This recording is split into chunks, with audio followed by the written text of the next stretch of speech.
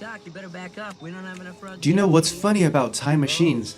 Is that they never look like one. Sometimes they look like a DeLorean. Sometimes they look like a phone booth. And sometimes they look like Ethereum sitting quietly at $70,000. Welcome back to WildPadX. Tony here. Today's 15th of April 2025. Here on this channel we break down everything about money, investing, crypto, and psychology. If you're serious about staying ahead in finance, be sure to hit that subscribe button. Now let us first take a look at today's market update. Ethereum might just be your personal time machine because it's back to 2021 prices. It is now just sitting above 1600.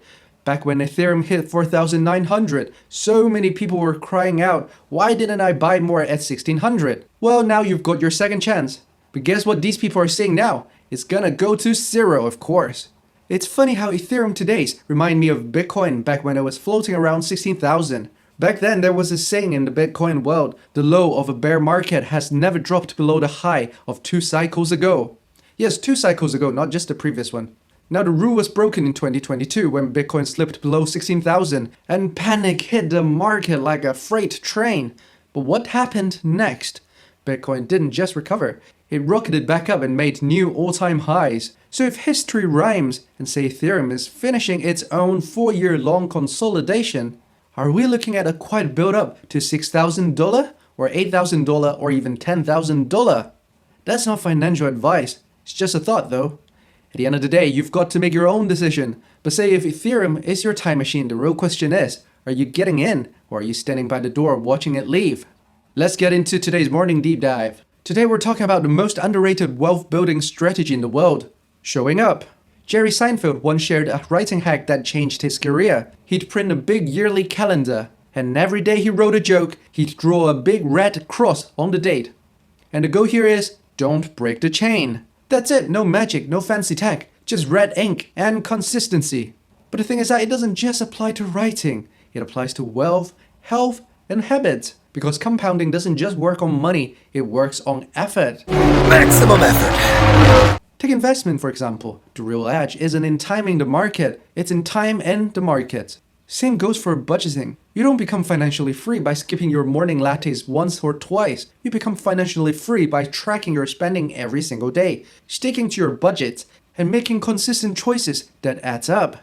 But when I started WildPadX, I made the decision that I'll wake up 5 a.m. every weekday to record. No excuses. Not even when my daughter was born. And trust me, when you're running on 3 hours of sleep and the baby's crying, it's tempting to hit the snooze. But I didn't, because the streak matters. Momentum is built quietly. It's not loud, it's just another X on the calendar. Paulo Coelho once wrote, when you want something, all the universe conspires in helping you to achieve it. That line hits differently when you're in the middle of the streak. Because every X you mark down feels like a tiny message to the universe. I'm serious about this.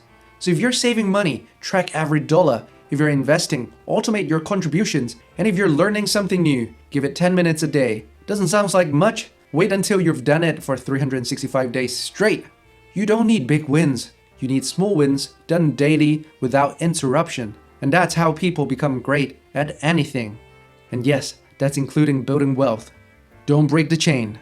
Right, let's take a look at today's top news. The first news, absolute chaos at Mantra. OM. The token crashed over 90% in just 24 hours. What the heck just happened? Well, the on-chain analytic platform Looked On-Chain spotted 17 wallets dropping 43.6 million OM tokens, worth around 227 million at the time, into exchanges. That's roughly 4.5% of the entire circulating supply. Some of those wallets were allegedly tied to Laser Digital, a strategic investor in Mantra.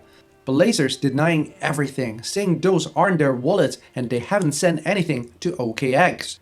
So either somebody is lying or someone is about to get exposed.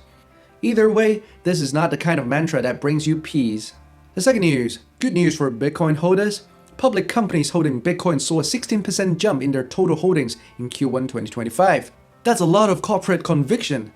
Say what you want about the volatility, but when boardrooms start buying Bitcoin, it's not just magic internet money anymore.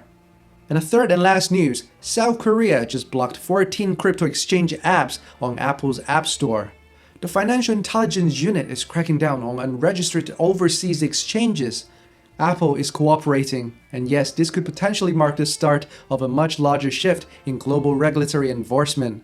Well, that's a wrap for today. If you found this video helpful, please like and subscribe. Ride the waves and stay invested, and I'll see you tomorrow.